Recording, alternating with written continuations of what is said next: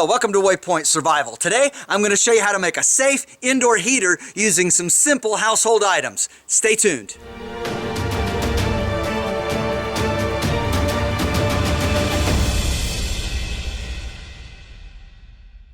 To make this project, you're going to need a few simple tools. You're going to need a hammer, 16-penny nail, some sort of a Sharpie permanent marker, Phillips screwdriver, a church key, that's what this is with the triangle opener, and then a pair of needle nose metal snips, and these are just made by Fiskars. Next you're going to need a large can. This is a tomato soup can. I believe this is a tall number 3 can, it's called.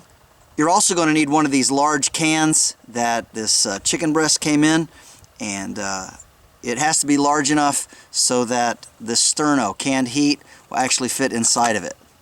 You're going to need a square cake pan, and this is basically 7.5 by 7.5. I paid $2 for it at the secondhand store.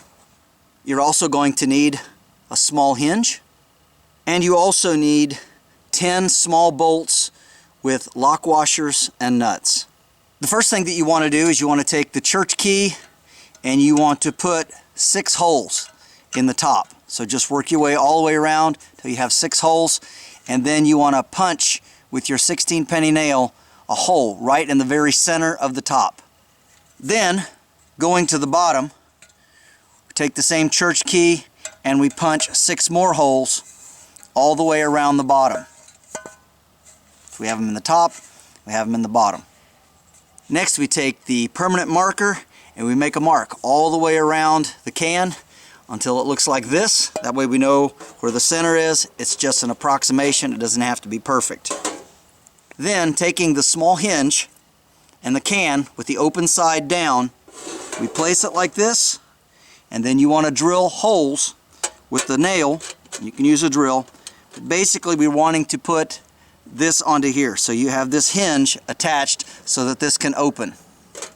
After you get the 2 holes drilled in for the hinge, then go ahead and attach this and make sure that the heads of the bolts are on the inside so that the longer part sticks out to the outside. Alright, just like that. And you can use a pair of pliers over here, or you can just finger tighten it. But that's what it should look like when you get that on there. After removing the label from the can, we take the church key and we punch 6 holes. But what we want to do is we want to make sure that these 6 holes will line up exactly with these. So we slide the can inside, and then you use the Sharpie and you mark the tip of each one of these holes so that when you punch them, they will line up as it goes inside. Coming to the bottom of the can, you want to make a mark and cut this out using the nail to punch it, and then your needle nose snips to snip around it. And make sure you use some sandpaper or some sort of a Dremel tool or something to smooth these edges down so that all the rough edges are gone. And you may want to use gloves for this project, just to say. But anyway, this is what that can needs to look like. The reason we do that is because this is going to sit inside of the can, and we need room for the sterno fuel, this chafing fuel, to be able to burn up through that hole.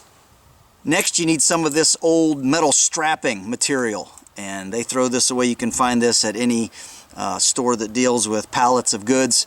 A lot of times they just throw this in the dumpster and they'll give it to you if you ask. But what you want to do is you want to take a length of this. It's about 5 inches long, and you want to make a little hook for it. And you want to punch a hole in one side. Right, and this is going to be the handle.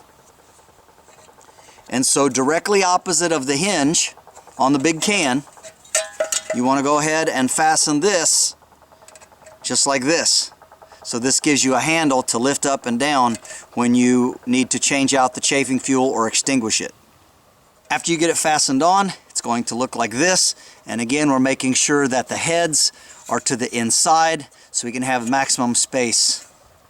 Next we take our soup can and we punch a hole right in the very center with the nail, and then we go all the way around the outside with the church key, and we put 6 more holes there.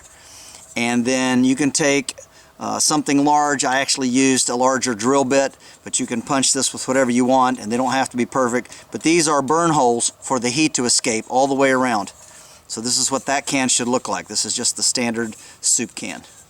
The next thing we need to do is we need to connect this base to our can, and to do that I took a couple pieces of this strapping material and just made a couple of small L-shaped brackets. And what that does is we're going to fasten them on here, and we have matching holes, one here and one here, just one on each side, and that's going to fasten these together. So I'll go ahead and do that, and I'll get back with you. When you're done, it should look something like this. You can see where the little brackets are, one there and one on each side. And these are literally just two cans put together. And if you've chosen the right cans, it'll be basically the same height. Next, we want to make sure that we line up the holes. Find out which way we've punched them. Okay, so all of our holes are lined up. And we're going to go ahead and we're going to gently push it together, one inside the other, just like that. And this gives us a protective burn chamber inside, which helps keep the outside from getting really hot.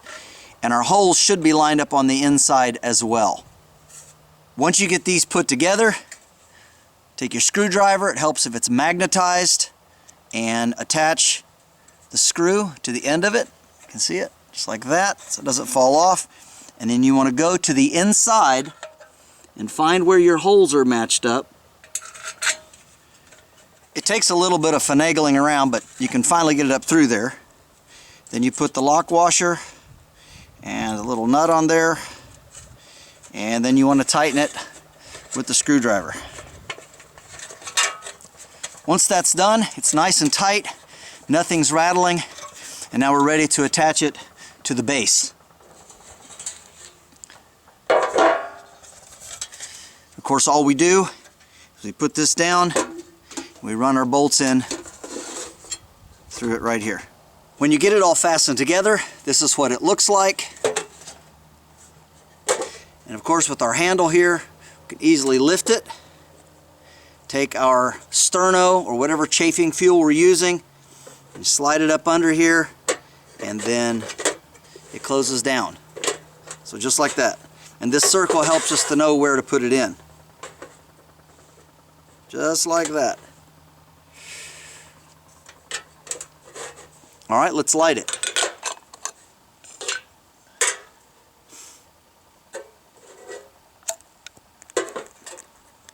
All right, it's going good. Slide that up under there. And there we have it. Now this design I got from my dad. He built one of these in the 1980s. He found it in a magazine somewhere, and I don't remember which magazine, but he made one of these for tent camping. That's what it's designed for. This base does not get hot, so you can literally set it down on a tent floor if you wish, and it won't burn the bottom. Now, this does get hot, so you could put some sort of a mesh outside if you wish to kind of help protect people from touching this if you're going to use this in the house. Of course, chafing fuel is safe to use inside, sterno is, and also it puts out a really good amount of heat, lasts for 2.5 hours. And one other thing about it that I want to tell you is because of the lining in these cans, you want to go ahead and light this for the first time outside and give it 15 to 20 minutes so that it can burn and off-gas all of those plastics that are inside, that coating that's inside the can to keep them from rusting and deteriorating. Of course, it's easy to put out. When you're done, just open it like this, take the lid, slide it on top, it extinguishes the flame. And what's nice about these sterno cans is they have a little indicator. And when that's blue, that means it's okay to touch. When it turns white, it'll say that it's hot and you have to wait till it cools down. This is James Bender for Waypoint Survival. If you like this video, please give it a thumbs up. Also make sure and check out the links in the description box below, just under the More button. And while you're down there, you'll also find our waypointsurvival.com link.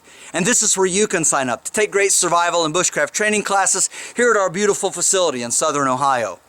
And if you haven't done so already, please subscribe to the channel. We'd really appreciate it. And when you do subscribe, make sure and press that bell button so that you can stay notified of all of our upcoming videos. And we'll talk to you next time.